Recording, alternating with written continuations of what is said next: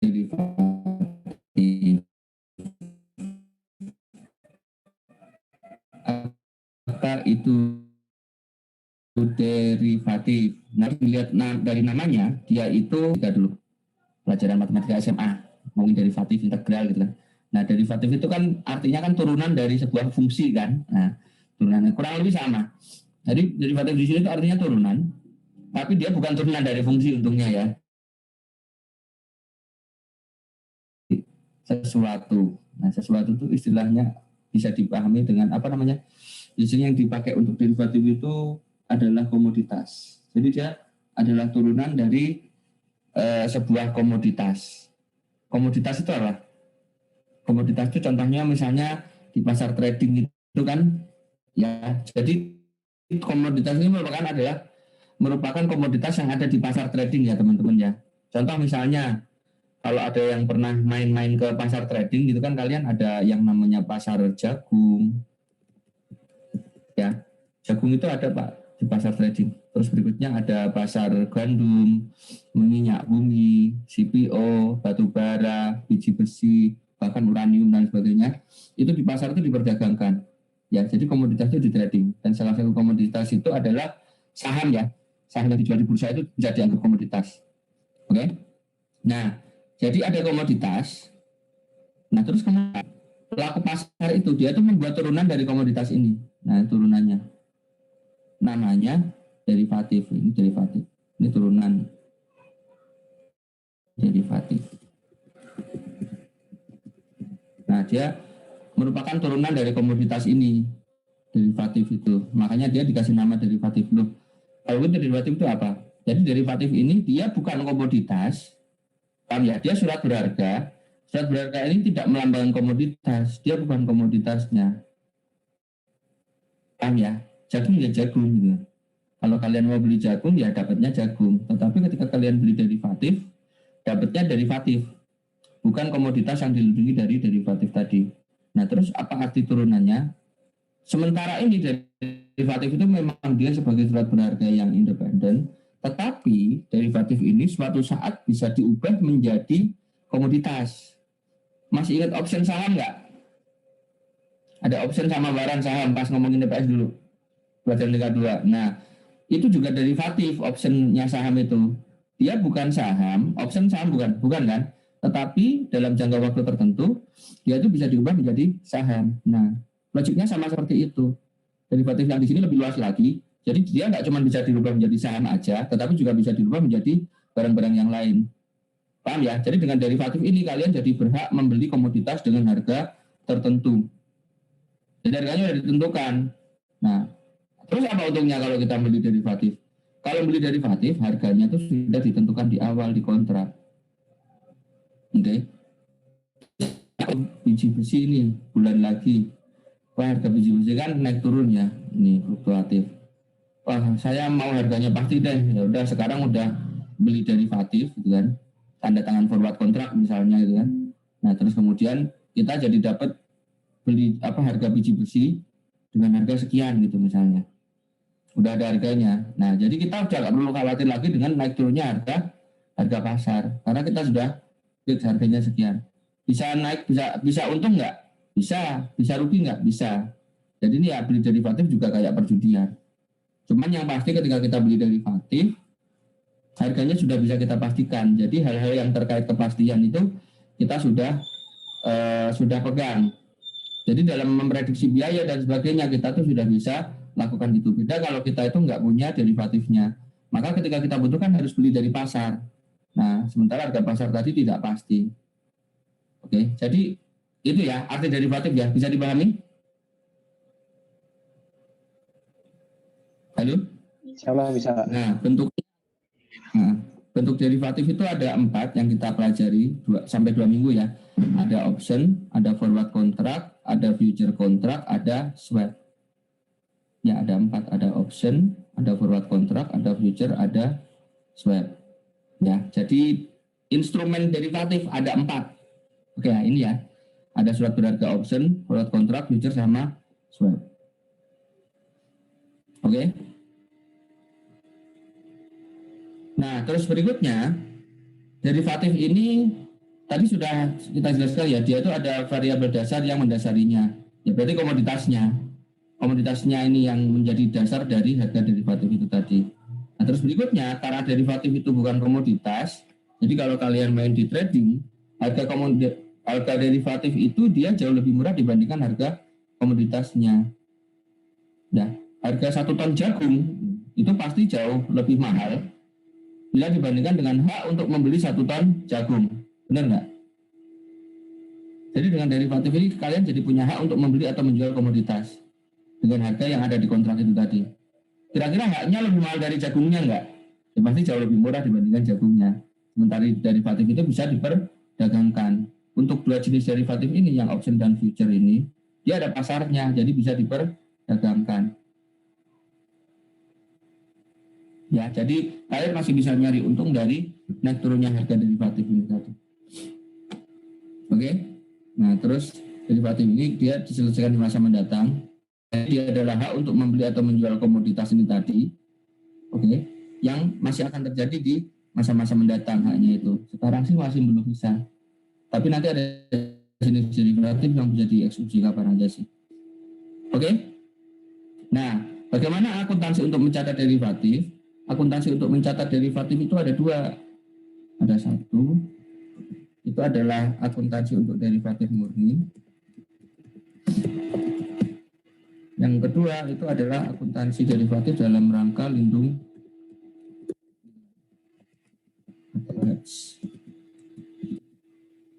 Jadi ketika kita memiliki derivatif, kok linai sih? Ketika kita memiliki derivatif, standar itu ngatur, berarti ada dua kemungkinan dong kita mencatatnya. Kita bisa mencatatnya sebagai derivatif biasa aja, bisa mencatatnya sebagai lindung nilai, dan ini dicatat dalam standar yang berbeda.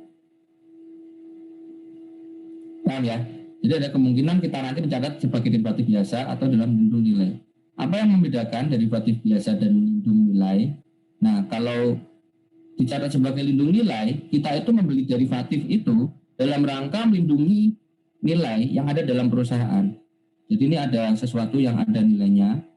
Nah, terus di satu sisi kita itu membeli derivatif, kita jadi punya derivatif. Ya, sesuatu yang ada nilainya itu bisa berupa aset, bisa berupa liabilitas, bisa berupa cash flow. Cash flow di masa mendatang. Sekarang belum ada, tapi kita berharap di masa depan ada cash flow. Ini yang kita lindungi. Ya, tetapi di satu sisi kita itu memiliki yang namanya derivatif. Derivatif. Nah, jadi ketika ada dua unsur ini, ada hal yang dilindungi di perusahaan, terus kemudian ada derivatif yang kita beli untuk melindungi nilai ini, ya, maka dia akan disebut sebagai lindung nilai. Contoh misalnya begini, saya punya piutang di dalam mata uang asing, saya habis jualan nih, jualan saya di Inggris habis laku 5.000 pound misalnya. Tapi yang namanya piutang kan baru jatuh tempo kan, baru dibayar cash kan. Saya baru nerima pound itu misalnya 2 bulan lagi. Tapi harga pound itu kan naik turun gitu. Wah, saya nggak mau nih rugi nih, sekarang harga pound lagi mahal nih, lagi 20 ribu. Jadi kalau saya nanti tidak lindungi nilainya, bisa jadi nanti harganya jadi 19.000 atau 18.000 gitu. Jadi paham ya? Maka saya tanda tangan kontrak di sini, kontrak derivatif untuk menjual pound ini 60 hari lagi. Jadi paham? Saya punya kontrak untuk menjual pound 60 hari lagi. Di kontrak ini dijelaskan, oh nanti saya bisa menjual dengan harga 20.500 misalnya. Wah saya lebih untung nih gitu kan. Oke, maka ini sudah bisa disebut sebagai apa? Jadi derivatif. Jadi ketika diatur niatnya untuk melindungi sebuah nilai yang ada di dalam perusahaan, maka derivatif itu tidak dicatat sebagai derivatif murni, tetapi dia dicatat sebagai hedging. Oke, memang agak membingungkan sih. Nah, tetapi ketika hal yang dilindungi ini tidak ada dalam perusahaan, terus ngapain beli derivatif? Ya beli derivatif aja. Kita beli derivatifnya itu ya memang proses bisnisnya satu seperti itu. Yang kedua, ya kita niatnya investasi jangka pendek aja. Misalnya beli option, oh siapa tahu nanti untung, berarti kayak perjudian kayak begitu. Nanti kalau harganya untung, saya jual kayak begitu. Jadi pahami?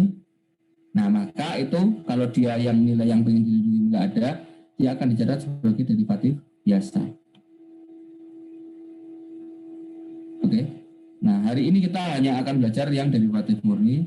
Untuk hedging atau lindung nilai itu akan kita pelajari minggu depan. Oh ya, ini ngomong-ngomong chapter pertama kita terbebas dari itu ya, terbebas dari konsolidasi. Kemarin itu chapter terakhir bahas konsolidasi setelah sekian lama gitu. Akhirnya sekarang belajar yang lain. Oke, bisa dipahami ya teman-teman ya, ada derivatif dicatat sebagai derivatif dicatat sebagai bagian dari lindung nilai. Oke ya. Jadi kalau dari bagian lindung nilai nanti kita nyatet ada dua asetnya ini atau liabilitasnya ini kita nyatetnya seperti apa. Paham ya? Derivatifnya nyatetnya seperti apa gitu. Nah, itu minggu depan. Jadi kita nyatetnya nanti ada dua sisi. Jadi sekali transaksi itu pasti nanti yang kita jurnal ada dua tempat. Asetnya kita jurnal, derivatifnya juga kita jurnal. Itu untuk yang lindung nilai. Sementara untuk derivatif murni karena kan nggak ada yang dilindungi, ya kita nyatetnya derivatifnya aja. Oke, bisa dipahami? Bisa, Pak. Nah, jenis-jenisnya ada 4 derivatif, ada forward contract, ada future contract, ada option, ada swap. Yang pertama ada forward contract. Forward contract itu tadi sudah saya ya. Misalnya nih, saya punya piutang nih, gitu kan. Saya mau punya piutang 5.000. Nah, saya tapi baru jatuh tempo kan bulan depan. Nah, biar saya tidak kena dampak naik turunnya ini, saya bersepakat untuk menjual pon ini ya ke broker falas gitu kan. Pak, saya nanti jual pon ya 30 hari, harganya selembarnya, harganya satu ponnya 20.500 misalnya. Ya, 20.500. Jumlah ponnya yang sepakat yang harus saya jual sebulan lagi itu sejumlah 5.000 misalnya, 5.000 pon. 5.000 pon. Terus nilai kontraknya per ponnya berapa tadi? 20.500. Nah, misalnya baru dijual kapan? 30 hari lagi. 30 hari. Oke, jadi unsurnya ini ya di bawah kontrak ya, ada jumlah berapa yang dijual. Ini istilahnya notional value, nilai notional. Oke, terus kemudian ada kurs kontraknya ya. Terus berikutnya ada jatuh temponya. Ada dua pihak, ini langsung ini tuan A ya kan, tanda tangan dengan broker falas B misalnya. Oke, saya siap. Berarti kalau dia yang A yang jual pon ya, ini nanti berarti sebagai pihak yang beli si B-nya, broker falasnya. Jadi paham ya? Nah, ini namanya apa? Forward kontrak. Jadi di sini dia pakai kurs ini namanya kurs forward. Jadi nanti ketika dia tanggal jatuh tempo ini dia harus membayar, si B ini harus membayar ke A senilai rupiah. Nanti dia nggak bayar kurs pakai current rate, tapi bayarnya pakai forward rate yang sudah ada di kontrak. Jadi pakai kontrak rate-nya. Jadi pahami? Jadi pahami ya? Nah, ini tidak terbatas pada falas aja. Bisa jadi misalnya, wah perusahaan saya butuh gandum nih, bulan depan banyak banget gitu kan. Harga gandum naik turun. Saya mau bikin Coco Crunch. Misalnya begitu. Nah, dia tanda tangan untuk membeli gandum bulan depan dengan harga yang disepakati gitu kan. Nah, terus kemudian ada broker gandum gitu kan yang mau jual. Nah, ketika dua pihak ini menandatangani, maka nanti akan ada forward kontrak. Forward kontrak berarti ada dua jenis ya teman-teman ya. Ada forward untuk membeli dan ada forward untuk menjual. Bisa dipahami? Nah, ini namanya apa? Forward kontrak. Kita kontraknya kontrak di muka. Tahu nggak yang pertama menemukan forward kontrak ini siapa?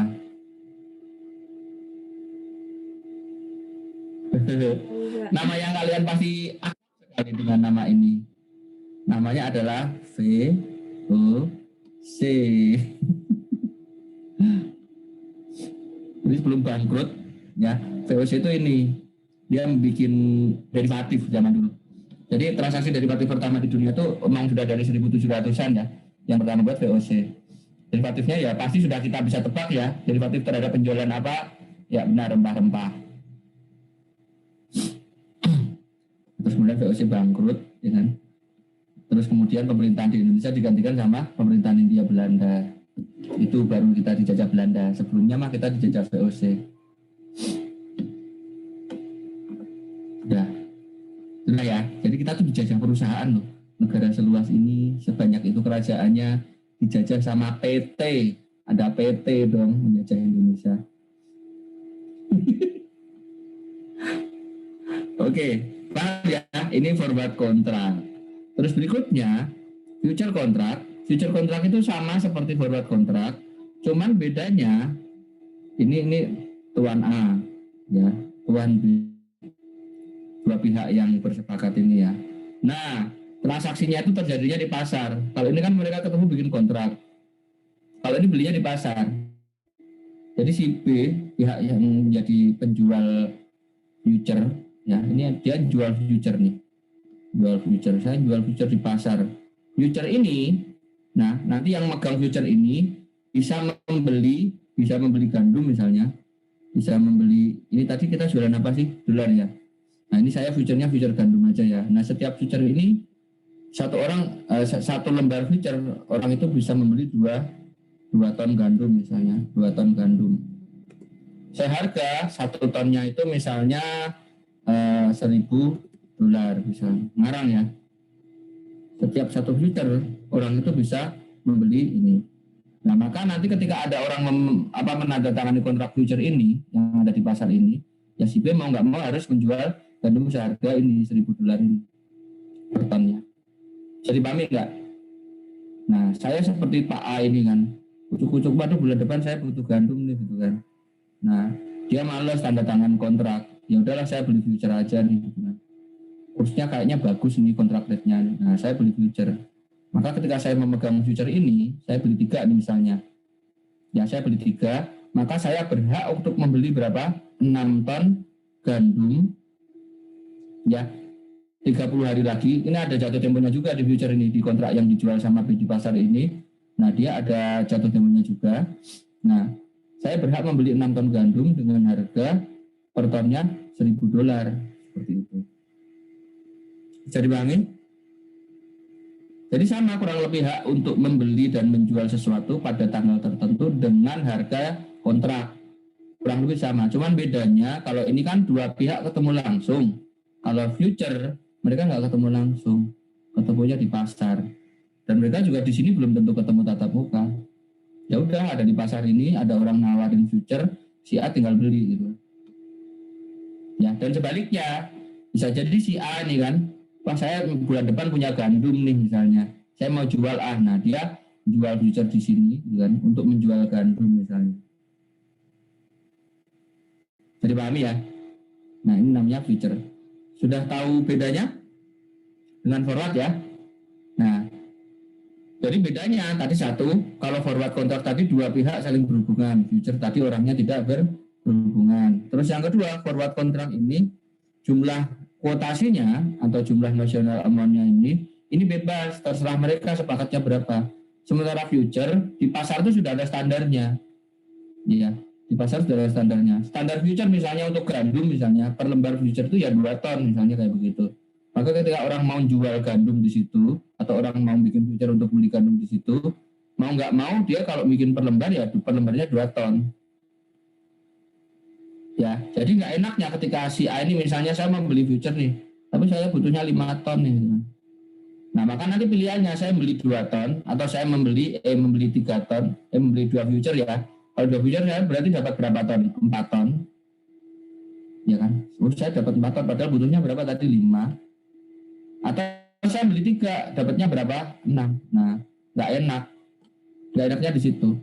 Ya, karena nilai kuotasi per lembar itu sudah ada standarnya, jadi bisa jadi kebutuhan kita itu tidak sama dengan standar ini tadi. Saya butuhnya 5 tapi ini 2 nih per lembar. Paham ya? Lalu bedanya di situ ya. Nah, terus berikutnya future sudah, forward sudah, ada yang namanya option. Option itu kurang lebih kayak future, ya. Kita bisa membeli atau menjual di pasar dengan nilai tertentu. Oke. Cuman bedanya di sini kalau future ini ketika kita sudah membeli, mau nggak mau kita akan mencairkan, kita harus menutup kontraknya suatu saat.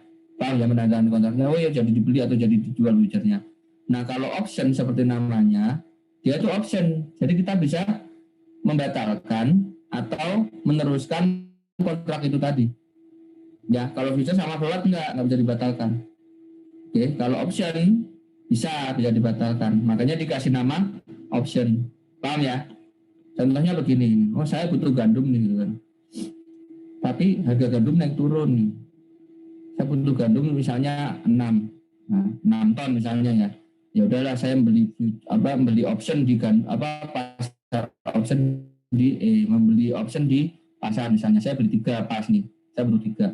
1 tonnya saya bisa membeli 10.000. 1.000 ya, $1.000 per ton. Saya punya 6. Opsinya ada 2 ya, saya punya 6 ini. Nah, terus kemudian suatu saat harga pasar gandum, nah itu adalah misalnya 1.200. Nah, maka wah bener dong, saya bisa membeli cuma harga 1.000, di pasar sekarang 1.200. Untung saya beli option ini gitu kan. Maka dia jadi membeli, ya kan, gandumnya akan dia beli dengan harga berapa? 1.000 per ton. Di strike istilahnya, optionnya dieksekusi. Strike optionnya gitu. Di strike. Bukan mengganggu ya, itu di strike. Ini di strike. Oke, nah tetapi misalnya harga gandumnya ternyata lagi turun, wah harga gandum 900 nih gitu kan. Kalau saya eksekusi optionnya saya rugi dong. Saya beli di pasar 900, bisa kayak begitu. Akhirnya dia membelinya yang 900. Berarti yang optionnya tidak jadi di strike, no strike, kayak begitu. Itu kalau option dia punya pilihan untuk membatalkan. Ya, belinya di mana optionnya? Sama kayak future di pasar. Bisa dipahami, teman-teman? Nah, yang terakhir adalah swap. Swab itu apa? Dicolok-colok hidungnya. Bukan, itu pakai B. Aduh, masih trauma sama swab saya. Sama sakit kemarin ada kali 20 kali dicolok di hidung saya. Kanan kiri, mulut juga. Oke.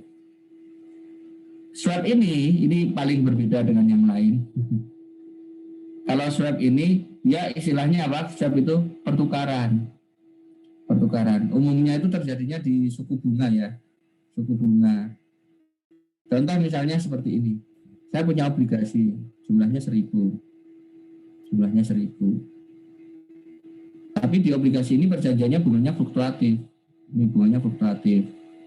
Waduh, saya terlanjur tanda tangan fluktuatif nih, tapi manajemen sekarang maunya kita bunganya itu yang flat aja, biar memperkirakan beban di tahun depan menjadi lebih gampang. Jadi paham ya, jadi dia memakai bunganya itu yang floating istilahnya, floating rate, bunganya mengambang kayak hubungan kalian. Nah, jadi dia sudah punya bunga yang floating, tetapi dia pengen bunganya yang fix. Nah, agar dia bisa dapat bunga yang tetap, orang ini harus nyari partner, ya harus nyari lawan bisnis, harus nyari mitra, di mana dia itu bunganya fix, ya. Tetapi orang ini kebalikannya, wah fix nih gitu kan. Saya pengen bermain-main dengan bunga. Sebab bunganya kalau floating bulan depan nanti bunganya jadi lebih murah. Nah, maka di sini mereka akan tukar-tukaran. Nah, yang ini, ya udah kita tukeran yuk, kamu bayar yang fix, saya bayar yang floating, kayak begitu. Nah ini makanya karena ada terjadi pertukaran, dikasih nama apa? Swap, pertukaran. Ilustrasi saya tadi saya oversimplify ya, saya permudah. Sebenarnya nggak kayak gitu amat, tapi artinya nanti efek dari pertukaran mereka itu akan menjadi seperti itu. Melihat satunya floating, satunya fix. Ya, baru akan saya jelaskan minggu depan. Nah, untuk derivatif, ya, yang derivatif murni itu cuma ada bisa 3 jadinya. Swap nggak ada. Swap itu pasti ada nilai yang dia lindungi. Ya, jadi untuk swap nanti akan dibahas di masalah hedging. Oke, jadi hari ini kita hanya akan belajar mengenai derivatif murni. Jadi itu forward contract, future sama option. Oke, bisa dipahami instrumen-instrumen ini? Pak, klarinet instrumen Patrick. Klarinet bukan instrumen. Nah, oke ya, berikutnya. Tadi sudah ya. Jadi ada 2 jenis akuntansi ketika kita memiliki derivatif. Kita itu akan bisa mencatatnya sebagai derivatif murni, derivatif biasa, atau kita mencatatnya dalam rangka apa? Lindung nilai. Ini banyak coret-coretan ini. Ini nggak ada yang minta rekam nih. Ini sudah ya? Atau kalian punya alat rahasia? Biasanya pakai aplikasi. Oke, sip. Malu ya minta izin mulu gitu. Ya elah, padahal tinggal kasih izin gitu. Pertama, akuntansi untuk option. Option.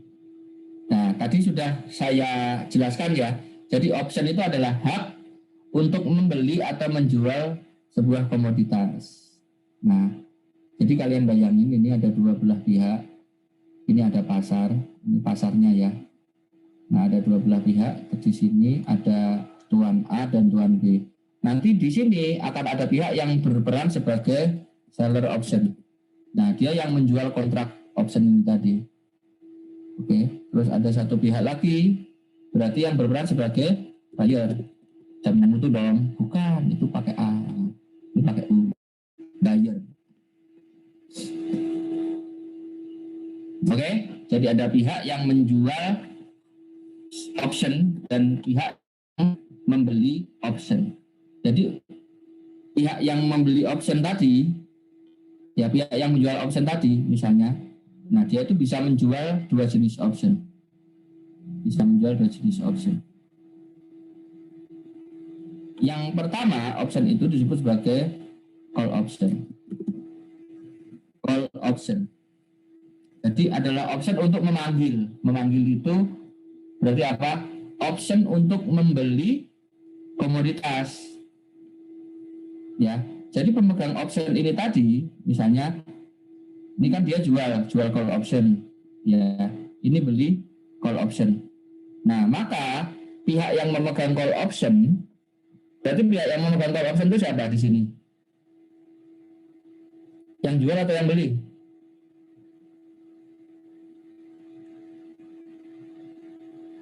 Halo, saya punya HP ini, saya jual ke teman saya.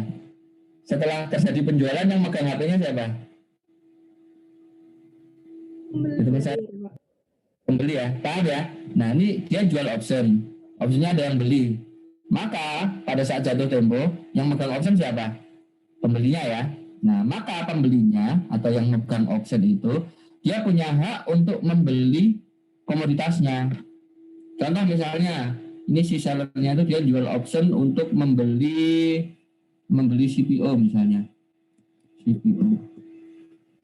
Ya, untuk membeli CPO sebanyak misalnya bilangnya CPO itu apa ya? Ton apa barel ya? Misalnya ton aja ya, saya ngarang ini. Sebanyak per lembarnya itu untuk membeli CPO sebanyak 5 ton. Misalnya seperti itu. Dengan harganya sudah dikasih tahu di sini. Harganya per tonnya itu adalah $2.000. Ngarang juga nih. Prakteknya seperti apa? Ya masa harga CPO segitu. Ini buat ilustrasi aja biar gampang ya. Paham ya? Jadi nanti pas jatuh tempo, ini pihak yang membeli ini itu berhak untuk apa? Memutuskan apakah saya mau membeli CPO seharga berapa? 2.000 per ton. Per lembarnya berarti berapa? Hak untuk membeli 5 ton. Beli 10 ya berarti saya bisa membeli 50 ton. Bisa dipahami ya? Nah, ketika si pihak ini memutuskan untuk membeli, maka maka mau nggak mau pihak ini harus menjual. Jadi keputusan ada di tangan pembeli, si pemegang optionnya. Ya, si seller karena dia berani jual, dia harus itu dia harus mengiyakan apa keputusan pembeli. Kalau gitu manfaatnya apa? Bagi buyer itu tadi sudah jelas, dia akan mengunci kerugiannya. Mengunci kerugian. Nah, jadi ketika dia membeli option, itu kan ada harganya. Misalnya saya beli option ini per lembarnya harganya 10 misalnya. 10. Oke. Nah, suatu saat ketika harga CPO-nya itu ternyata turun, harga CPO misalnya naik gitu kan. Ya sudah, misalnya jadi 2000, misalnya jadi 2100 ya. CPO sekarang 2100 nih. Oke. Kira-kira optionnya saya strike nggak ini? Kalau pakai option saya bisa beli harga berapa? 2000. Sebaiknya saya beli nggak? Ya, saya strike. Nah, tetapi misalnya saya untung ya kalau gitu ya. Misalnya ternyata harga CPO di pasar itu 1800. Sebaiknya saya strike nggak? Enggak. Paham ya? Jadi nggak saya eksekusi. Jadi saya bisa beli CPO di pasar dengan harga berapa? 1200. Nah, dengan demikian saya nggak jadi rugi berapa? Nggak jadi rugi 2000. Nah, nggak jadi rugi 2200 ya. Jadi saya ruginya cuma berapa? 10. Nah, keuntungannya option buat buyer itu kayak begini. Dia itu peluang ruginya itu dikunci dinilai berapa? 10 ini tadi sebesar investasinya pada option.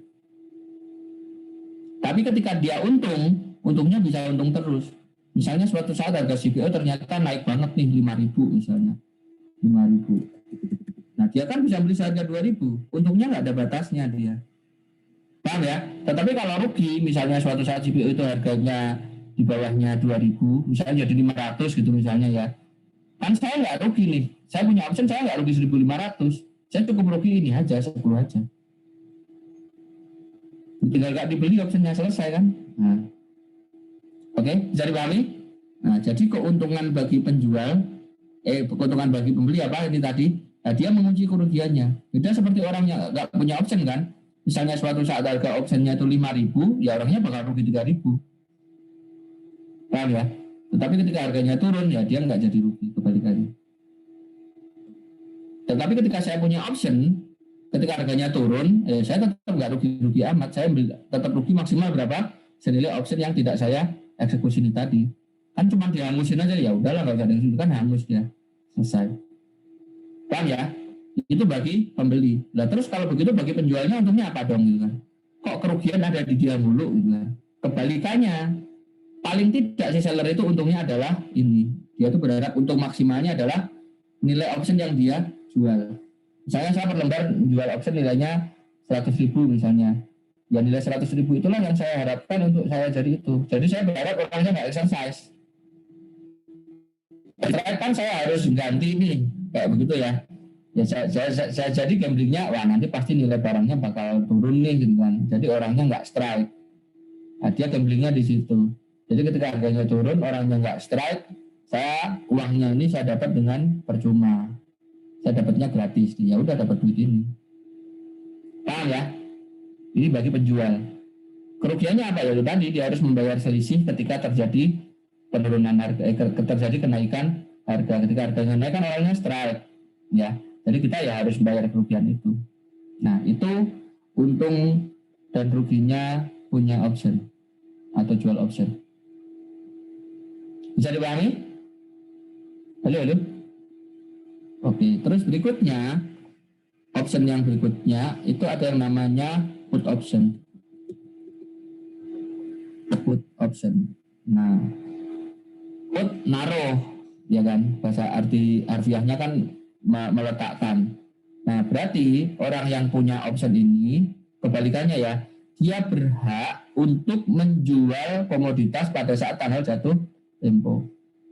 Kalau tadi hak untuk membeli ya, nah ini berarti hak untuk menjual. Jadi ketika di sini orang ini memutuskan untuk menjual, ya, maka si sellernya nanti harus membeli. Bisa dipahami? Halo? Nah, berarti logik untung ruginya kebalikannya dia, kebalikannya logik untung ruginya. Ketika saya membeli put option, paham ya? Harga exercise-nya misalnya 2.000. Oke. Nah, ternyata harga pasar itu 1.800. Bagi saya yang berperan sekarang sebagai penjual komoditas, put kan jual komoditas kan? Saya lebih untung kalau saya yang jual 2.000 atau yang jual di luar seharga 1.800. Nah, lebih untung kan? Strike. Paham ya? Jadi kalau harga turun, saya sebaiknya strike. Oke, tetapi ketika harganya naik, misalnya harga di luar itu menjadi 2.100, maka saya akan no strike. Oke. Ya, sudah jelasin panjang lebar sini ya. Jadi yang ini singkat aja. Kurang lebih logiknya sama, tinggal dibalik. Jadi untungnya adalah, jadi kalau melihat dari skema ini, transaksinya nanti akan ada 4 kemungkinan teman-teman. Ada seller call, ada sell put, ya kan, menjual call, menjual put, atau membeli call, atau membeli put. Ada 4 transaksi yang kita pelajari. Tetapi dosen standby, ya udahlah yang jual nggak usah lah. Kita sebagai pembeli aja. Oke ya, jadi hanya belajar 2. Jadi kalian nggak overload nanti mikirnya. 2 transaksi aja. Oke, jadi di sini nanti kita hanya akan berperan sebagai pembeli option. Bisa dipahami?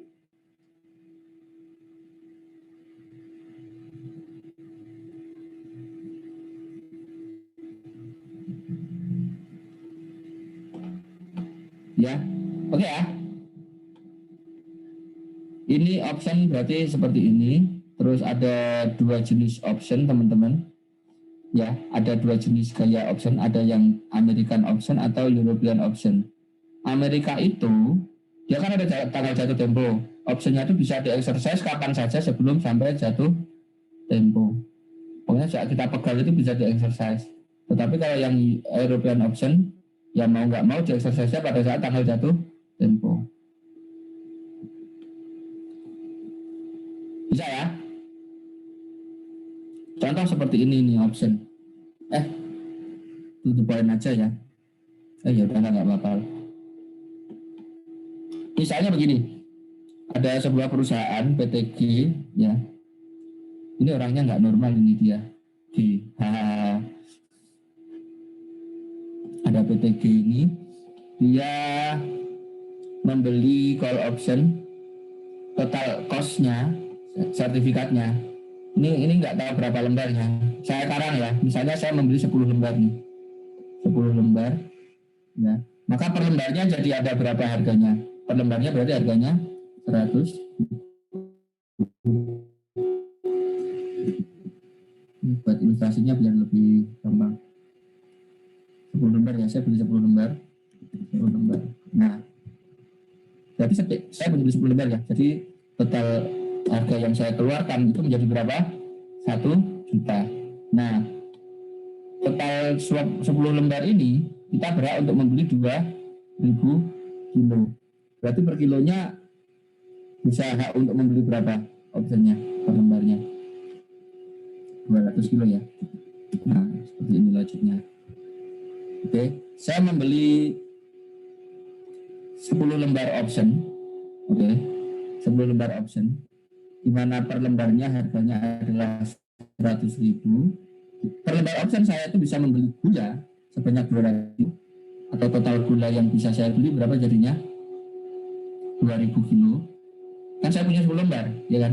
Jadi saya bisa beli gula 2.000 kilo, di mana harga exercise-nya 1.500. Jadi saya bisa membeli gula dengan harga 9.500 dengan mengexercise option ini. Bisa dipahami? Paham ya? Nah, tadi per lembar harganya berapa? 100.000 ya. Nah, berarti per kilo itu harganya jadi berapa kalau begitu? 100 dibagi 200, 100.000 bagi 200 berapa? 500. Jadi harga option per kilonya ya, harga rata-ratanya adalah berapa? 500. Jadi seandainya nanti saya strike, ya kan, maka cost gula saya akan menjadi harga optionnya berapa? 500 per kilo. sama harga strike-nya 9.500 per kilo, maka per kilo saya akan keluar biaya berapa? 10.000. Ini logik awalnya. Oke, bisa dipahami?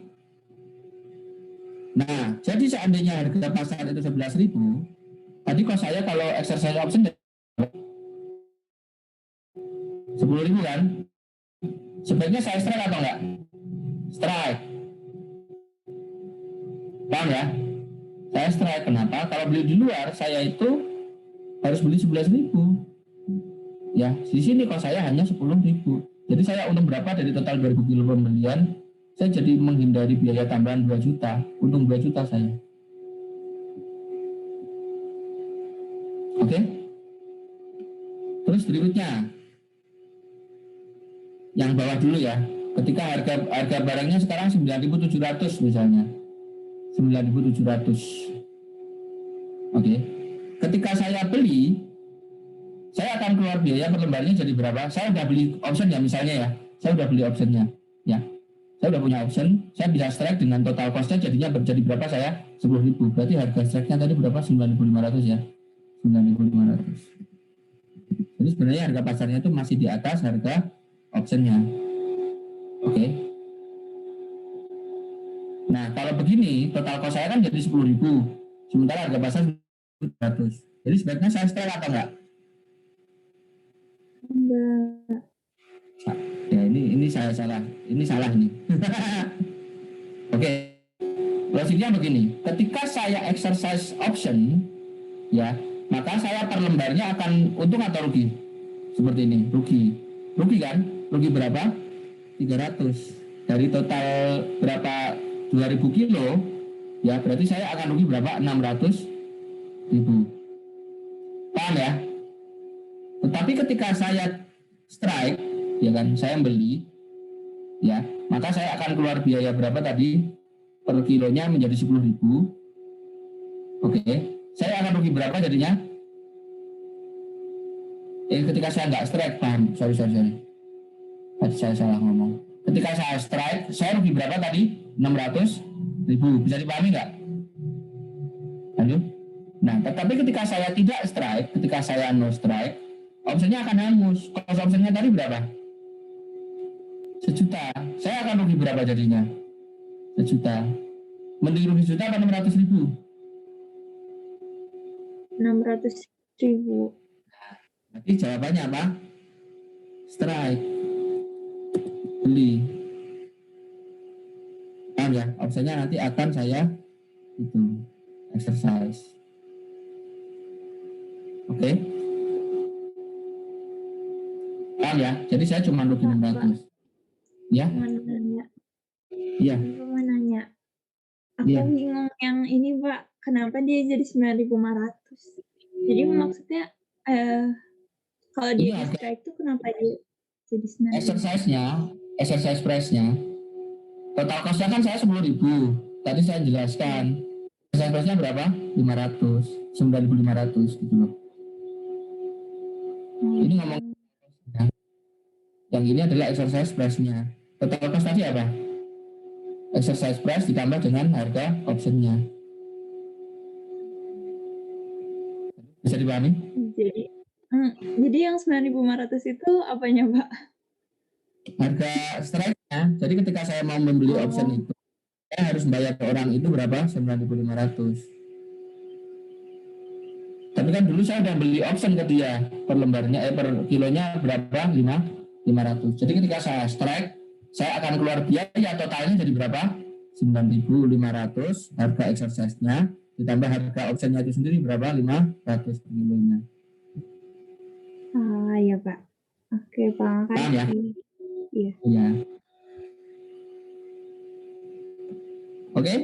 Jadi ini kalau harganya 9.700, misalnya saya udah terlanjur beli, ya berarti saya akan strike. Kenapa? Saya hanya akan rugi 600 instead of berapa? 1 juta. Oke, misalnya harganya 12.000. Berarti strike atau enggak? Strike. Saya untung 4 juta. Nah, tetapi ketika harga pasarnya itu 9.000, paham ya? Ketika saya nanti beli di sini, per kilonya saya akan rugi berapa? 1.000. Maka total kerugian saya akan 2 juta. Itu kalau saya strike. Paham ya? Kalau saya strike saya akan rugi 2 juta. Tetapi kalau saya nggak strike, rugi saya berapa? Ya besar harga option yang saya beli tadi. Berapa? 1 juta. Jadi saya milih strike atau no strike? No strike. Nah, inilah keuntungannya punya option. Kita tuh akan mengunci kerugian kita maksimal berapa? 1 juta. Kita tuh bisanya rugi paling nggak 1 juta. Tetapi untuk untung kita bisa untung banyak banget. Bisa dipahami?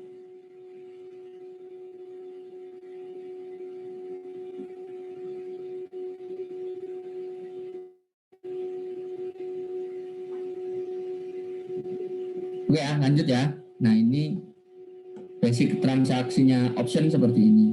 Berikutnya adalah akuntansi untuk option. Ini kan saya sudah ngomong panjang lebar. Ini penjelasannya. Oke, contoh yang akuntansinya. Ini ada perusahaan Exco. Dia itu berspekulasi. Wah, ini kayaknya saham PTJ fluktuasinya menguntungkan saya nih gitu kan. Nah, maka si Exco ini dia itu membeli option untuk membeli untuk membeli saham PTY. Nah, yang bisa jadi option kan salah satunya saham juga ya, nggak cuma komoditas gula atau apa gitu kan. Nah, ini option untuk membeli saham. Nah, di sini dia tahu harga pasarnya sahamnya PTY ini tadi adalah 20.000 per lembar. Nah, untuk mengambil untung ini si PTX ini tadi dia itu membeli put option. Beli put option A sebanyak 10.000 lembar. Oke. Dengan harga strike-nya 18.500. Sedang cost dari optionnya per lembar berapa? 1.000. Ya, ini harga per lembarnya. Harga per lembarnya 1.000. Dia bisa exercise dengan harga berapa? 18.500. Jadi ketika harga pasarnya itu di atas berapa? Ini put ya untuk jual ya. Jadi ketika harga pasarnya itu tadi di bawah 18.500, dia akan strike. Nih beli nih, makan 18.500. Harga di pasar misalnya 15.000. Tahu ya? Dia bisa maksa penjual opsinya untuk membeli saham tadi. Nah, berikutnya ini orangnya benar-benar bermain nih. Selain beli put option, dia juga beli call option. Dia beli call option untuk membeli 10.000 lembar saham dengan harga strike-nya berapa? 22.000. Cost-nya sama 1.000 per lembar. Ya, jadi di sini kebalikannya. Kalau misalnya harga pasarnya tadi, kan ini opsi untuk beli nih. Ketika harga pasarnya di bawah 22, berarti dia nggak strike. Tetapi ketika harga pasarnya di atas 22, kan dia lebih untung kalau membeli ini saham ini kan. Maka dia akan strike. Dia langsung megang 2 lembar. Megang 2.000 nih. 20.000 lembar ya. Yang separuh put, yang separuh call. Nah, ternyata harga pasar waktu itu pas jatuh tempo menjadi 25.000. Bagaimanakah cara mencatatnya? Jadi nanti kita akan menjurnal ketika kita membeli. Ya, kita akan mengkredit cash. Yang didebit adalah put option dan call option, atau investment in call option atau investment in put option. Nah, jadi ini masuk mana? Masuk trading securities. Paham ya? Dia kategorinya trading securities, berarti di current atau non current? Jelas dong current. Oke?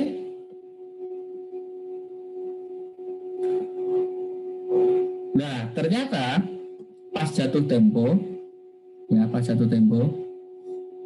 harganya tadi menjadi berapa? 22.000, menjadi 2.500, 25.000. Nah, saya kan punya 2. Oke, kita lihat satu-satu. Untuk yang call option, ya, untuk yang call option tadi kan saya punya hak untuk membeli saham dengan harga berapa? 22 per lembar. Sekarang harganya berapa? 25.000. Baiknya saya beli saham di luar atau exercise ya? Halo? Karena harga strike-nya lebih murah dan saya sebagai pembeli call option di sini. Paham ya? Maka keputusannya akan strike. Sudah ini skip dulu. Oke. Maka ada dua cara dalam mencatat exercise option. Ya, yang pertama itu dia disebut sebagai net settlement. Jadi kita nanti cuma dapat keuntungan. Ya, tetapi ada cara yang kedua disebut sebagai gross settlement itu barangnya nanti akan kita dapat, kita peroleh sahamnya. Kalau yang net kita nggak dapat sahamnya, kita cuma dapat selisih keuntungannya saja. Oh kita gain nih ya, berarti kita dapat gainnya. Paham ya? Yang gross dulu yang gampang di logiknya. Oke, maka ketika kita nanti gross settlement, ya kan? Nanti kita akan harga strike-nya tadi berapa? 22.000 kan? Nah, berarti kita harus bayar ke orangnya 22.000 dikalikan 10.000 lembar, maka kita akan bayar 220 juta. Itu yang di kredit. Yang di debit kita akan dapat sahamnya. Harga pasarnya berapa? 25.000. Oke. Kita kalikan 10.000 maka totalnya menjadi 250 juta. Oke, jadi paham ya? Yang kita kredit lagi itu adalah call option-nya karena dia sudah kita pakai. Ya. Saldonya berapa tadi? 10 juta, call option-nya 10 juta kita kredit. Nah, logiknya begini. Saya keluar biaya totalnya berapa? 230 juta. Untuk memperoleh saham di mana harganya sekarang berapa? 250 juta. Berarti saya gain atau loss? Gain. Karena cost saya lebih kecil dibandingkan dengan nilai pasarnya. Maka kita akan mencatat gain on call option berapa? 20 juta.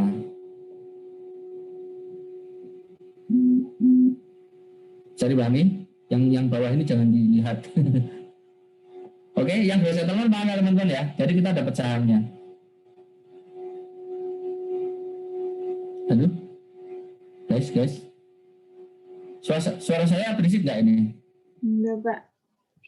Enggak ya, padahal kipasnya lagi bunyi nih. Kemarin pas ngajar kapan itu kan kipas bunyi kenceng banget katanya suaranya. Oke, ini yang gross. Bisa dipahami teman-teman? Bisa, Pak. Oke. Kalau yang net settlement nanti saya itu kalau saya gain ya dan saya strike, saya hanya akan menerima sebesar gain yang saya ambil. Ini tadi harga optionnya berapa? Harga optionnya? Strike-nya 22 kan? Sementara harga pasar berapa? 25. Maka gain saya per lembar jadi berapa? 3.000. Nah ya, gainnya per lembar 3.000. Saya punya berapa lembar? 10.000. Maka saya akan menerima sebanyak 30 juta dari penjual optionnya. Penjual juta harus kasih saya 30 juta. Maka nanti saya akan menjurnal cash sebesar 30 juta. Tetapi saya harus menghanguskan call option yang harganya berapa? 10 juta. Jadi gain saya adalah berapa? 20 juta.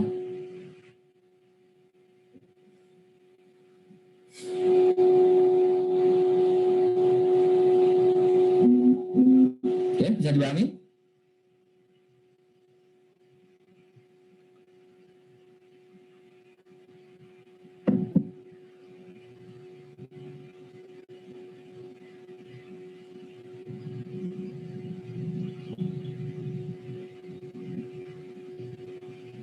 Halo.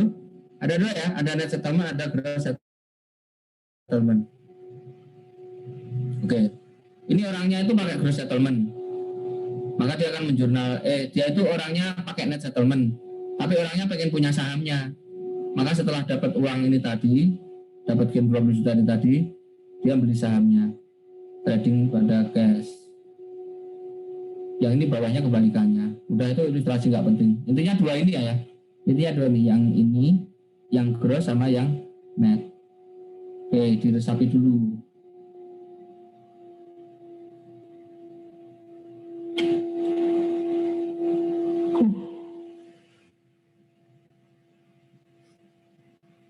Break dulu ya, diresapi ya. Saya juga tak istirahat ngomong. Lumayan udah sejam ngomong.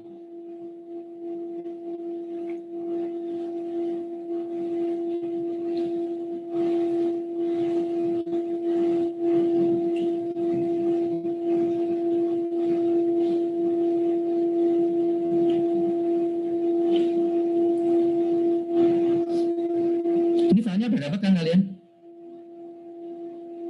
Ya, ada di GCR ya.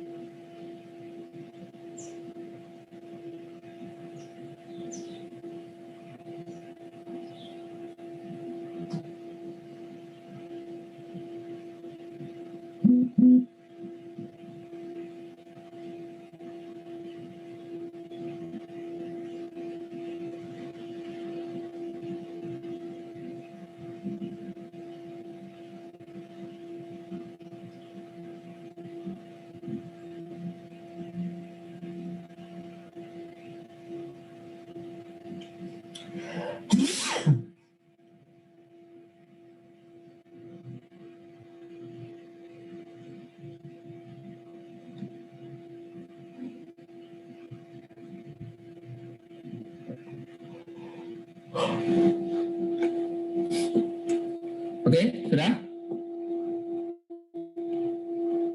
Ada yang ditanyakan?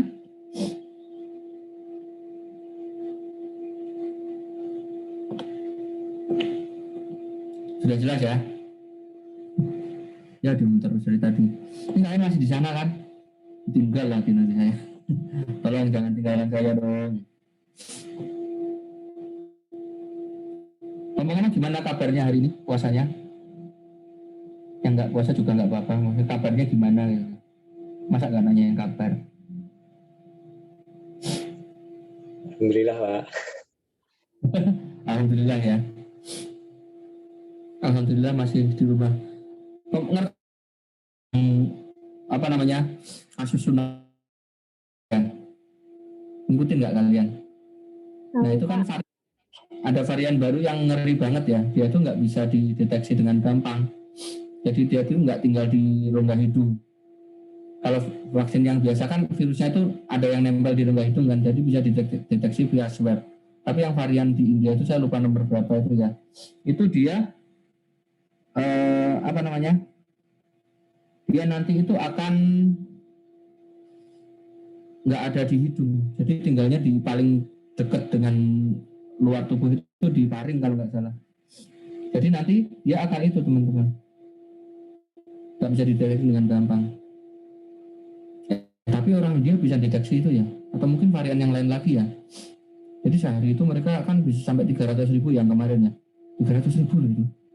Ya, makanya tolong kita mungkin merasa capek ya, sudah setahun ini kita hidup kok menjadi seperti ini ya.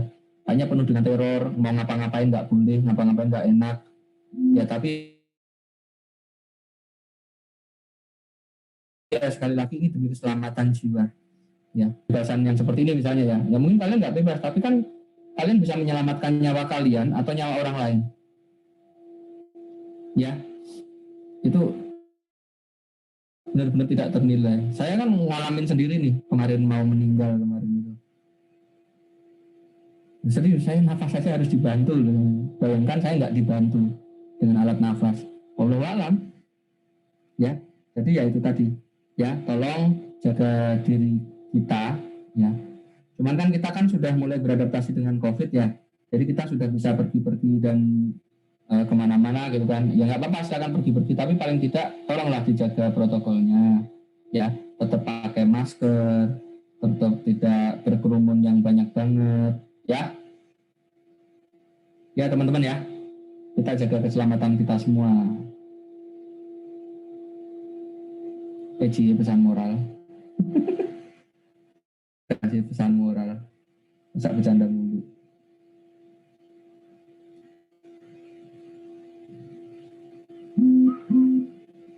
Oke, lanjut.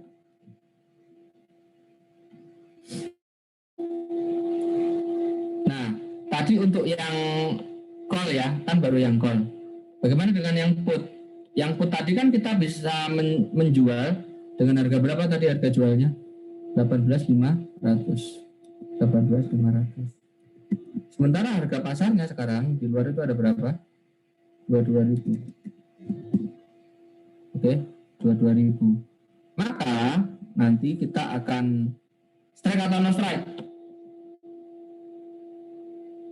Halo? Menurut kalian sebaiknya strike atau no strike? Jual di harga 18.500 atau jual di harga di luar? Dua-dua dong. Di luar, Pak. Ya. Maka kita akan no strike. Kalau no strike, terus kemudian opsinya hangus, maka kita akan mengakui pembeliannya dulu itu sebagai kerugian. Jadi kita akan menjual, put opsinya kita kredit. Ya, kita akan dapat apa? Loss on put option 10.000.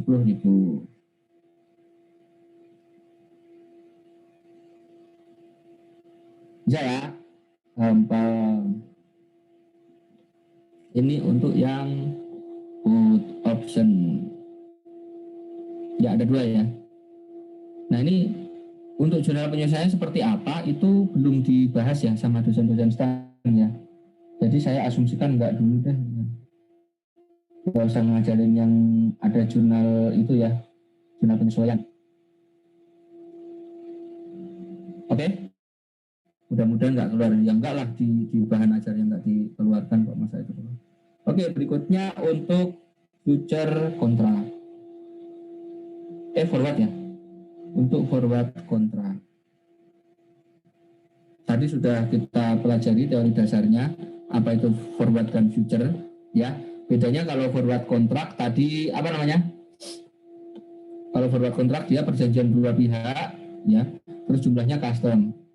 Kalau future itu kita beli kontraknya di pasar, ya kan? Terus kemudian tinggal exercise kontraknya. Kita belinya di pasar, maka jumlah nosionalnya itu tuh tidak bebas. Jumlah nosionalnya itu nanti akan sesuai dengan standar yang ada di pasar. Misalnya per kontrak itu ada 1 ton atau per kontrak ada 15 ton atau 30 ton, itu kita nggak bisa ngatur, harus ikut aturan di pasar. Itu bedanya ya. Contoh misalnya begini, wah saya pengen beli perak nih dulu nanti bulan depan harganya, ya saya butuh peraknya itu tapi ada 110 ons. Ini onsnya jangan dibaca ons, ons bahasa Inggris ini teman-teman. Once. Dimana 1 ons yang ini, yang bahasa Inggris ini, itu kalau saya googling kemarin 25, sekian, 25,6 berapa gram gitu, 6 berapa gram gitu. Jadi beda kayak kita 1 onsnya orang Indonesia kan berapa? 1 onsnya orang Indonesia kan 100 gram. Nah di sini onsnya yang sistem apa? Sistem apa namanya? Kalau kita kan metrik, kalau mereka namanya apa? Sistem milenial, imperial. Ya, yang sistem imperial itu 1 onsnya mereka itu berapa? 25 kilo. Nah, di sini kita sepakat kita membeli membeli option untuk membeli perak sekian ini. Butuh kita berapa? 110 kilo. Nah, tetapi ternyata kontrak yang ada di pasar itu tuh per lembarnya untuk menjual 25.000 ons. Sementara kita butuhnya berapa? 110. Maka nanti akan ada 2 kemungkinan. Kita bisa membeli cuma 4, ya kan? Atau kita membeli 5. Kalau maka total nilainya akan menjadi berapa? Ons yang akan kita peroleh? 100 ons. Sementara butuhnya kita berapa? 10 ons. Maka yang 10.000 nanti jadi tidak ada transaksi lindung nilainya kan? Istilahnya under hedge. Yang 10.000 itu akan menjadi under hedge. Ya, karena standar ini tadi, maka kita nggak bisa beli bulat nih. Ada kelebihan. Maka yang sisanya jadi tidak dibeli dengan skema hedging jadinya. Jadi paham ya? Nah, sementara kalau kita beli 5, maka kita akan dapat berapa? Halo? Kita akan dapat berapa kalau beli 5? Akan dapat 120. Sementara kita butuhnya berapa? 110. Berarti akan ada 15 yang overheads istilahnya. Overheads, lain lagi dong. Itu overhead. Oke? Oke ya? Oke. Ini skip aja, tutup poin aja lah.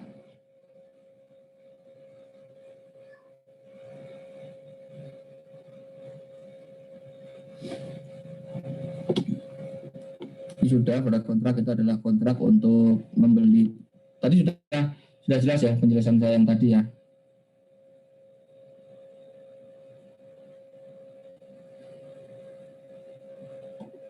Oke, contoh misalnya eksportir A ya, itu dia menjual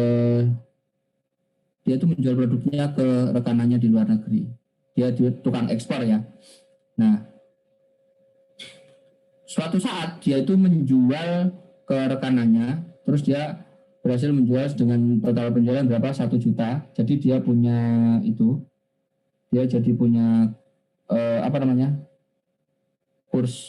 dia punya piutang sejumlah berapa? 1 juta dolar. Oke. Jatuh temponya 30 hari lagi. Ini tadi yang saya itu ya, yang sudah saya ceritakan ya. Nah, jatuh temponya 30 hari lagi. Nah, terus kemudian saya tidak mau nilainya fluktuatif. Wah, ini kesempatan nih, saya punya 1 juta, saya bisa nyari untung juga nih di sini gitu kan. Nah, maka dia dia membuat forward kontrak untuk menjual 1 juta dolar ya kan, dengan nilai kontrak sebesar 15.100. Oke. Ya, dengan kontrak berapa? 15.100. Jadi pahami? Nah, maka seandainya setelah 30 hari kursnya itu menjadi 15.250, oke, saya untung nggak kira-kira seperti ini?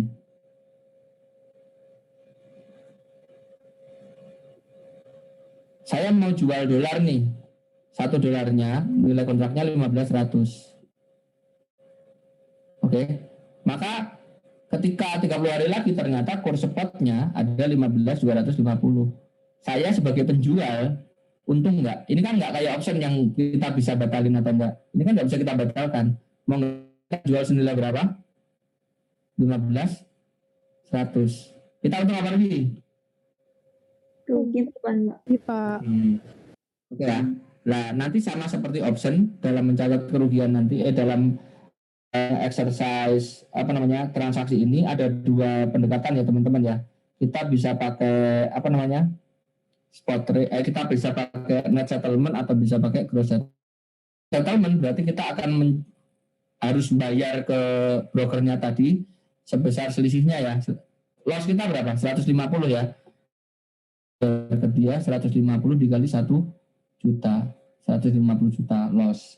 Salah sendiri gambling. Ini memang judi ini. Net settlement itu memang persis judi teman-teman. Enggak, transaksinya itu enggak perlu pembelian kan. Atau penjualan, dia memang judi. Terus bisa atau enggak Pak? Ini bukan kapasitas saya buat penjawab. Itu kan saya ngajarnya AKL. Bukan fikih muamalah. Atau fikih nakih, salah. Oke. Nah, untuk forward kontrak itu nanti teman-teman ada yang perusahaannya nanti mempertimbangkan time value of money, ada juga perusahaan yang tidak mempertimbangkan time value of money. Oke. Kalau menggunakan time value of money berarti nanti nilai kerugian atau keuntungannya nanti akan kita kalikan dengan present value-nya Ya, kita bagi dengan ini.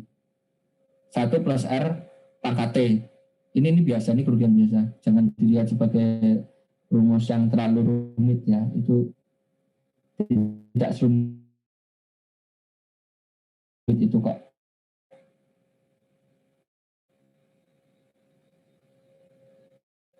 Oke ya. Contohnya begini. Contoh transaksinya. Kita mengikat kontrak forward dengan seorang dealer mata uang asing untuk membeli 100.000 US dollar. Kan di sini kita membeli 100.000 US. Kita tanda tangan kontrak di 1 Maret untuk pembayaran di tanggal 31 Mei. Oke, kita bayar nanti akan diselesaikan tanggal 31 Mei. Nah, terus kemudian pada saat tanggal itu ya, kurs hari itu saat tanggal tanda tangan kontrak tadi ya, kursnya adalah 8.900. Nah, sementara kita akan mengikat kontrak dengan orang itu, ya, dengan orang brokernya, senilai nilai kontrak rate-nya ya 9.000 per dolar. Jadi nanti kita akan membayar, untuk membeli ya, nanti kita akan membayar 9.000 per dolar. Nah, dalam menentukan harga beli ini itu nggak bisa sembarangan teman-teman. Jadi ada yang namanya rate pasar. Rate pasar itu nanti akan ada 2 jenis teman-teman rate di pasar itu. Ada yang rate namanya current rate ya. Current rate itu rate untuk hari itu ya. Ada yang namanya forward rate. Nah, forward rate ini nanti ada macam-macam. Ada forward rate itu yang berapa? 90 hari. Terus kemudian berapa? 60 hari. Terus ada forward rate berapa? 30 hari. DLL, nah dan lain-lain, paham ya? Jadi satu rate di satu tanggal itu nanti itu ada kemungkinan rate-nya ada macam-macam. Current rate-nya kan 1, tapi forward rate-nya itu bisa banyak. Paham ya? Di tanggal itu, ya kita mau ikat kontraknya berapa hari. Nah, kita di sini jatuh temponya tanggal berapa? Kita butuh untuk mencairkan tanggal 31 Mei. Maka dari berapa hari? Berapa bulan? 3 bulan ya, 30 hari. Maka di sini nanti 9.000 itu pasti nanti akan sama dengan forward rate 90 hari.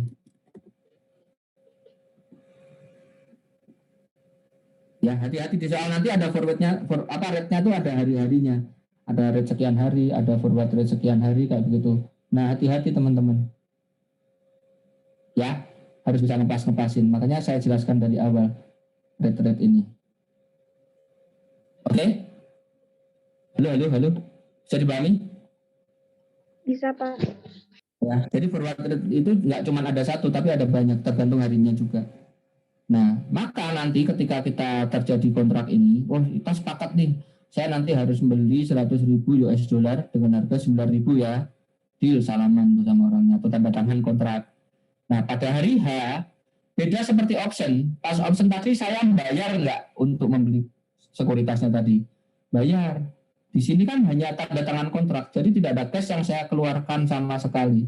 Maka, ya di hari ini saya tidak menjurnal apa-apa.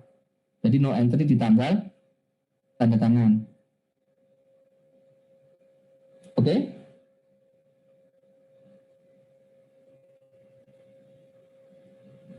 Ya, no entry dulu ya, no entry.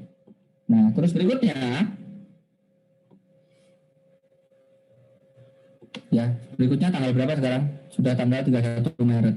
Nah, di sini dikasih perusahaannya, di mana perusahaan tadi perusahaan trading ya. Dia itu laporan keuangannya bulanan. Ya. Dia bikin laporan keuangan bulanan. Nah, maka ketika kita mau melaporkan laporan keuangan kita, sedangkan kita punya nilai kontrak forward kontrak ini, ya, kita itu harus menilai nilai wajarnya, teman-teman. Nilai wajarnya sekarang berapa? Kita harus cari tahu. Nah, cara mencari tahu nilai wajarnya adalah dengan membandingkan rate-nya kita dulu, ya. Rate kita dulu berapa? 9.500 forward rate kita. Nah, kita bandingkan nggak relevan. Karena apa? Kita tuh butuhnya dengan membandingkan dengan sebuah kontrak di mana jatuh temponya itu sama dengan kita. Kita jatuh tempo tanggal berapa? 31 Mei. Jadi 31 Maret sampai 31 Mei Itu ada berapa hari? 60 hari, paham ya? Jadi kita bandingkan, seandainya saya buat kontrak sekarang, kontrak saya itu nilainya berapa gitu kan. Oh, nilai kontraknya menjadi 9.200. Nah, ini berarti kita bandingkan dengan kontrak rate berapa hari? 60 hari. Bisa dipahami nggak teman-teman? Ini ada di sini 600, 9.200. Paham maksud saya nggak? Halo? Ya, diem. Diem itu artinya paham atau gimana teman-teman? Halo? Ya, didiemin saya. 60 hari Pak, bukan 30. 6 kan? 31 Maret ya, sampai 31 Mei. Oh, ke depannya. Oh iya, kan berarti saya itu akan membuat perandai-andaian. Ya, itu kan saya sudah membuat kontrak dulu 9.000 per itunya. Nah, saya itu harus berandai-andai. Seandainya saya membuat kontrak baru sekarang di tanggal 31 Maret, ya, untuk pencairan di tanggal 31 Mei, maka saya itu akan dapat rate berapa gitu kan. Nah, berarti kita harus bandingin dengan rate berapa hari? Maret sampai Mei berapa? 60. 60 hari, kan ya. Nah, terus kita bandingkan dengan rate 60 hari, forward rate 60 hari di tanggal berapa? 31 Maret, itu akan dapat rate-nya berapa? 9.200. Nah, dulu kita sudah punya kontrak 9.000. Sekarang kalau kita membuat kontrak baru harus 9.200. Untung apa rugi kita? Kita yang beli ya, ini tadi ya. Kita yang beli. Untung, Pak. Untung karena kita belinya lebih kecil. Paham ya? Nah, jadi nilai wajar nilai wajar apa ini? Forward kontraknya itu menjadi seperti ini. Keuntungan kita jadi berapa? 200. Kita untung 200 nih. Jumlah total yang kita miliki ada berapa? Transaksinya tadi. Nilai nosional ya istilahnya. Ini notional value itu yang ini. 100 ini. Berapa? Dikalikan 100.000. Maka total keuntungan kita akan menjadi berapa? 20 juta. Nah, 20 juta inilah nanti akan kita present value-kan. Ya, ini 20 juta ini untuk perusahaan. Jadi ada dua jenis teman-teman ya. Ada yang perusahaan mempertimbangkan present value, ada yang tidak. Paham ya? Jika seandainya kita tidak mempertimbangkan present value, maka kita nanti akan menjurnal di sini gain on forward contract 20.000 pada forward contract berapa? 20.000. Karena kita jadi punya forward contract yang nilainya berapa? 20.000, 20 juta. Paham ya? Tetapi di sini seandainya perusahaannya mempertimbangkan time value of money, berarti kita harus kalikan dengan time value faktor. Ya, cara nyari faktornya adalah di sini dikasih tahu bahwa suku bunga perusahaan kita itu berapa persen? 5%. Paham ya? Maka kita nanti harus kali, atau kalau di sini dibagi ya, di buku ini dia contohnya dibagi. Itu kita bagi dengan per tahun ya tadi ya, per tahun ini kan 5%. Jadi nanti kan kita bagi dengan 1 ditambah berapa? 5% dibagi berapa? 5% ini ya, 5% dibagi 12. Nah, terus kita pangkatkan dengan 2, karena kan masih 2 bulan lagi. Paham ya? Ketemu rate-nya sekian. Ya, ini rate-nya. Kita bagi ini, atau kalian pakai, kalau present value factor kan berarti seperti ini kan? Seperti ini kan? Nah, kita kalikan nanti akan ketemu berapa? 19,834. Jadi kita akan memiliki forward kontrak yang nilai wajarnya sekarang berapa? 19 sekian. Ini untuk yang mempertimbangkan time value of money. Oke? Nah, kalau mempertimbangkan time value of money berarti kita akan menjurnal forwardnya 19, gain on forward 19. Kenapa kita jurnal 19? Karena sebelumnya saldonya berapa? 0. Jadi biar saldonya sekarang nilai wajar forward kita 19, berarti kita jurnal berapa? 19. Seandainya kita tidak mempertimbangkan time value of money, berarti jumlahnya berapa tadi? 20 juta. Kalau mempertimbangkan berarti berapa? 19 juta. Tadi ada azan.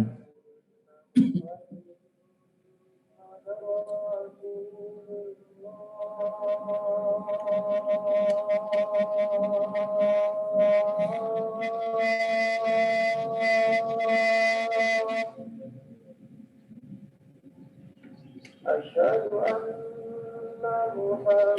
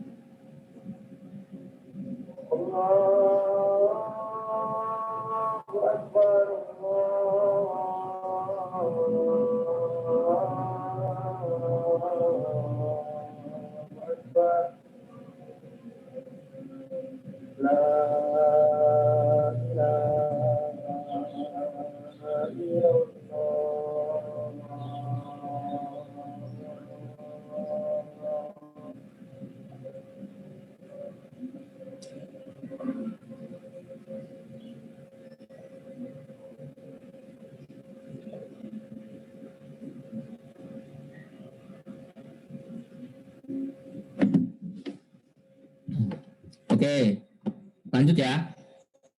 Bisa dipahami ya jurnal ini ya. Jadi karena tadi sudah kita hitung, seandainya nggak pakai nilai waktu kan 20 juta. Pakai nilai waktu jadi berapa? 19 juta sekian.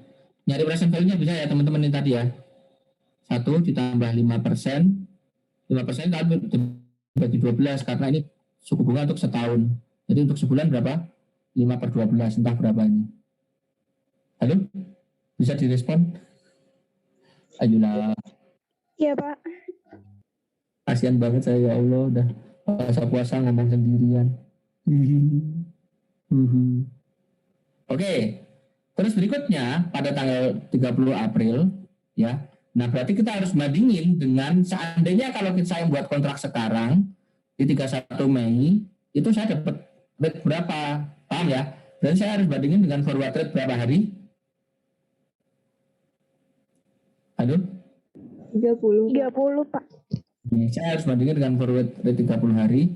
Jangan lupa juga forward rate 30 hari per tanggal berapa? 30 April. Jangan 30 hari tanggal 31 Maret. Harus per April juga. Hati-hati ya. Ini bentuk soalnya biasanya seperti itu. Kita harus bandingin rate-nya itu kita pilih nanti. Oke. Nah, maka nanti nilai kontrak saya itu akan ada keuntungan 100 per lembar. 100 per lembar. Dikalikan 100.000, maka totalnya seandainya saya tidak pakai nilai waktu itu akan menjadi berapa? 10 juta. Nah, tetapi kan saya pakai nilai waktu, berarti harus saya kalikan, harus saya bagi dengan ini ya. Saya bagi dengan 1 ditambah 5/12. Tapi sekarang tinggal sebulan ya, berarti pangkat berapa? Pangkat 1. Atau nggak usah dipangkatin dong, pangkat 1. Oke ya. Nah, kita present value kan ketemu faktornya sekian. Atau di seper ya, kalau ketemu faktor yang tinggal dikalikan ya. Nah, terus 10 juta kita kalikan ini jadi berapa? 9.958. Ini adalah nilai wajar, nilai kontrak kita. Nah, dulu kita sudah mencatat nih di buku besar, nilai kontrak kita adalah 19.834. Nah, sekarang nilainya jadi 9.900. Untung apa rugi? Rugi. Maka kita harus menurunkan nilai kontraknya agar saldonya menjadi 9958. Berarti kita kurangi 9875 ya. Jadi kita akan menjurnal forward kontrak nanti di kredit. Yang di debit adalah loss on forward contract. Berapa? 9875.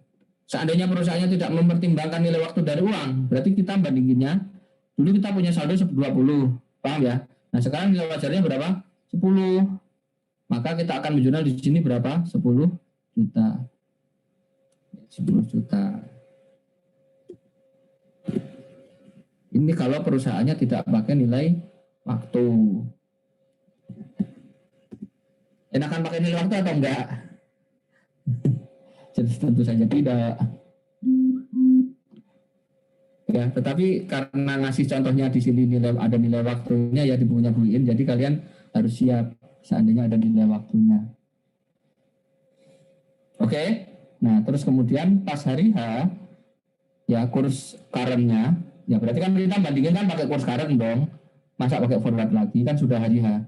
Nah, ternyata menjadi 9.250, maka nilai kontraknya itu akan naik menjadi per lembarnya jadi berapa? 250. Jadi total nilai punya kita itu akan menjadi berapa? 25 juta ya, 25 juta. 25 juta. Maka kita harus menambahin berapa? 15 juta. Itu kalau tidak nilai waktu. Kalau pakai nilai waktu berarti 25 juta ini ya tetap ya kita bandingkan dengan sekarang.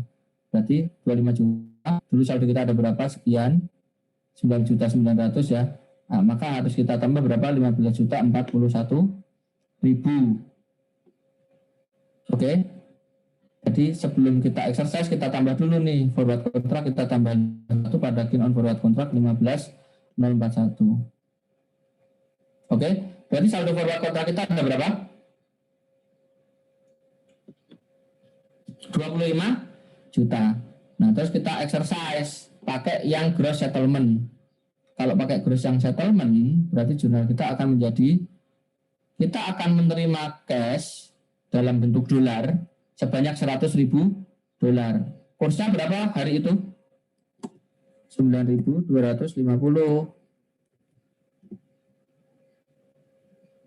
Tahu ya? 9.250, maka cash yang akan kita terima dalam bentuk dolar adalah 925 juta. Tetapi kita hanya akan mengkredit cash sebesar berapa? 900.000, dari mana kontrak rate-nya kita kalikan dengan 100.000 US dollar. Jadi kita selisihnya akan kita dapat di saldo forward contract 25 juta.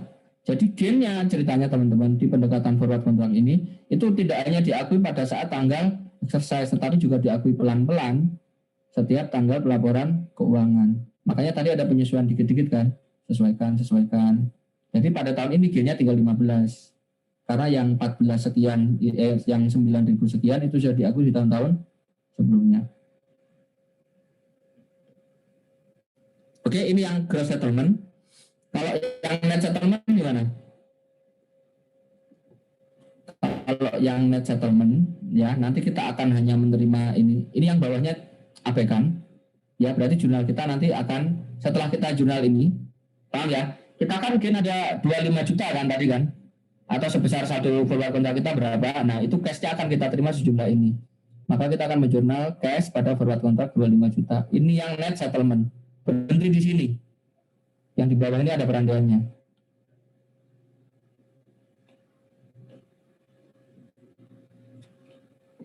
Oke, bisa dipahami? Izin Pak. Ya.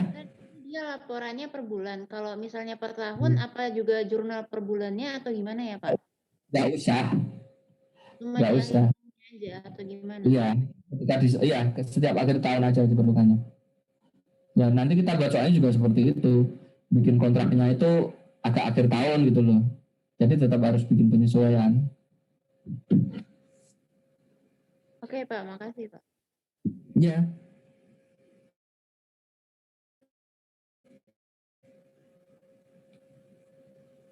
Oke.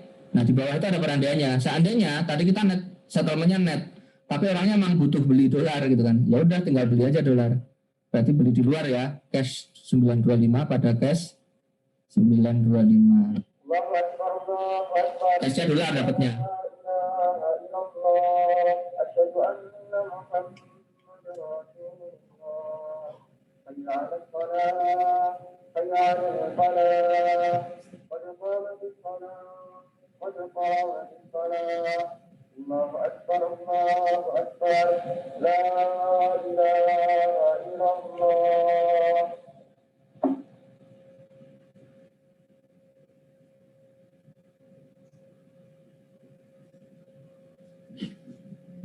Oke, bisa ya. Berikutnya untuk future. Ini satu lagi selesai. Kelihatannya sedikit tapi ngomongnya panjang ya. Tadi ini sudah panjang lebar saya jelaskan di depan. Tinggal langsung akuntansinya aja ya.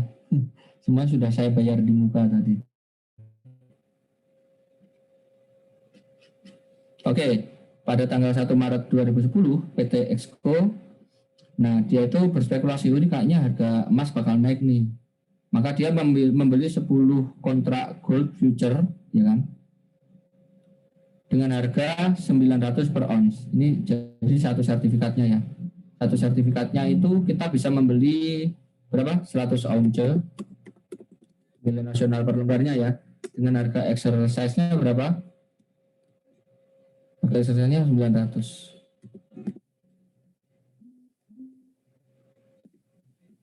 Terjemahannya ya pakai ons lagi Bu Iin mah. Once Bu, once. Ya, ini per lembarnya sekian. Saya punya berapa lembar? 10. Saya punya 10 lembar. Saya beli kontrak future seperti ini. Oke. Ini saya ambil nih kontrak ini di pasar. Bisa dipahami ya? Ini wujudnya ya. Jadi karena saya butuhnya berapa ons? 1000 ons.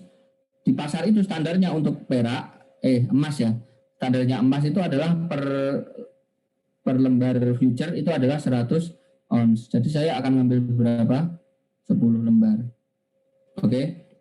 Saya tanda tangan kontraknya di 1 Maret, jatuh temponya 31 Mei. Nah, di bursa ini, teman-teman, untuk future, kita tuh nggak beli sebenarnya, teman-teman. Tinggal ambil kontraknya. Saya mau kontrak yang ini, itu nanti nggak beli. Terus untuk mengikat ya, maka kita akan diminta untuk menyerahkan 10% dari nilai transaksi. Oke. Nilai transaksinya jadinya berapa, teman-teman?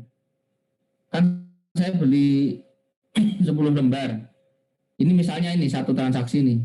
Satu transaksi berarti nilainya ada berapa? 100 kali 900, 9.000 ya. Per lembar itu nilainya 9.000. Jadi nanti saya harus bayar 9.000 untuk dapat emasnya. Paham ya?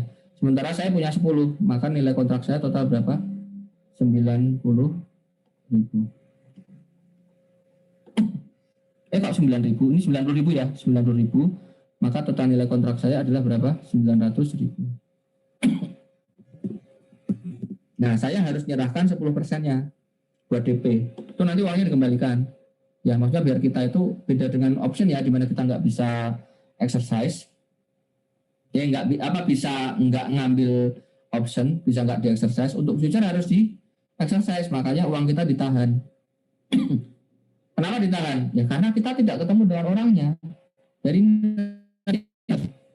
saya nanam deposit sekian. Bisa dipahami? Oke ya. Nah, jadi ketika saya menyerahkan uang muka, saya akan menjurnal margin deposit pada cash 90.000.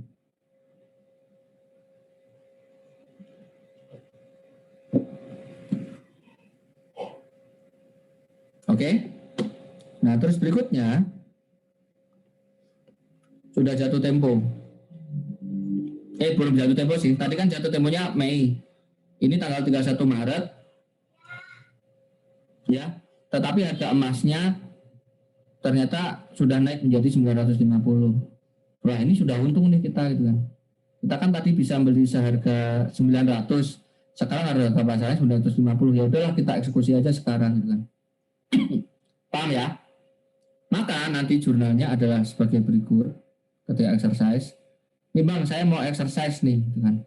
Kasih uang saya nih. Berarti dia di bursa ya kan, uangnya akan dikembalikan tuh sama brokernya, dikembalikan. Berarti kita akan menerima cash pada margin deposit 90.000. Nah, terus kita akan bayar 950, maaf, kita akan membayar ke yang jual option itu tadi, yang jual future itu tadi. Kita kasih dia berapa? 900.000 sebesar nilai kontrak. Nilai kontraknya berapa? 900 dikali 1000 ya, 900.000. Nah, kebalikannya kita hanya menyerahkan 900, tetapi kita akan menerima emas yang nilai pasarnya adalah berapa? Harganya 950. Berarti saya untung berapa? 50. Yang jurnal ini abaikan. Ini tambahan perandaian aja. Paham? Selesai di sini jurnalnya. Dijadikan satu boleh nggak Pak? Boleh, nggak apa-apa. Paham ya? Jadi intinya uangnya akan dikembalikan sama bursa, oke, sama perusahaan di bursa ya. Terus kemudian kita nanti akan membayar 900.000 untuk memperoleh cash, untuk memperoleh emas sebesar 950. Jadi kita akan adakin berapa? 50. Oke, ini yang apa? Gross settlement. Nah, yang ini bawah ini ada perandaian. Nah, misalnya saya nggak butuh duitnya nih Pak, kan? Ya udah jual aja emasnya. Dia jual emas di pasar 950 pada ke 950. Ini nih andai-andai tambahan, nggak penting. Berikutnya, ya seandainya kita pakai net settlement, ya kan judi nih. Kita untung berapa? 50. Dan nanti orangnya cuma ngasih kita 50, nggak ngasih kita emas. Paham ya? Ya udah nih sana 50. Nah, dia orangnya akan ngasih kita 50. Di sini 50, cash kita tambah 50. Sementara depositnya juga dikembalikan kan? 90. Jadi total cash yang akan kita terima 140. Tetapi nanti kita akan mengkredit margin deposit 90 dan gain on future berapa? 50. Atau dibuat dua biar gampang kayak gini. Cash margin deposit 90, cash apa? Gain 9, cash sama gain berapa? 50 itu juga boleh. Jadi persis seperti jurnal ini kalau begitu. Bisa dipahami teman-teman?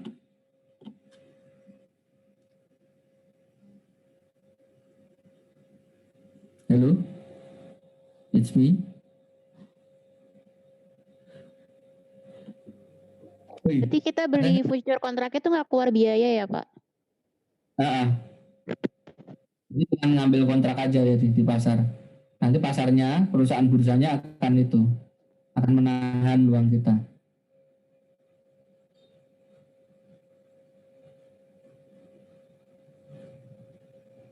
Oke? Bisa dipahami? Yang bawah-bawah ini itu tambahan doang, tambahan pengayaan. Ya itu tadi yang transaksi perandaian itu tadi itu loh. Oke? Ya, ini bisa dipelajari sendiri ya. Bisa dipelajari sendiri, bla bla bla bla bla. Nah, untuk swap ini dia tadi sudah saya jelaskan ya, dia pasti pasti hedging. Jadi tidak kita pelajari dulu. Oke. Ya ini kayak begini ada loan-nya segala kok. Ini jelas ini. Apa namanya? Hedging.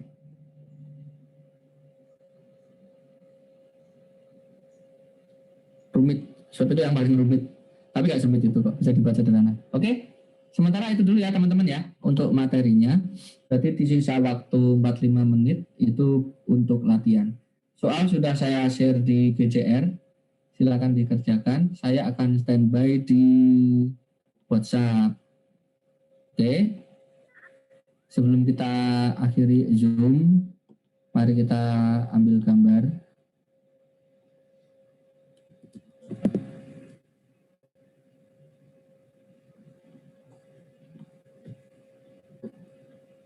Pengambilan gambar akan dimulai di 1, 2, 3. Sini dulu. Oke, satu lagi dari Mayora. 1, 2, 3. Kalian ngerti masuk ke frame yang 1 atau frame 2 enggak? Enggak ngerti ya? Enggak ngerti ya? Oke, cukup sekian ya untuk kuliah, bukan kuliah, untuk presentasinya.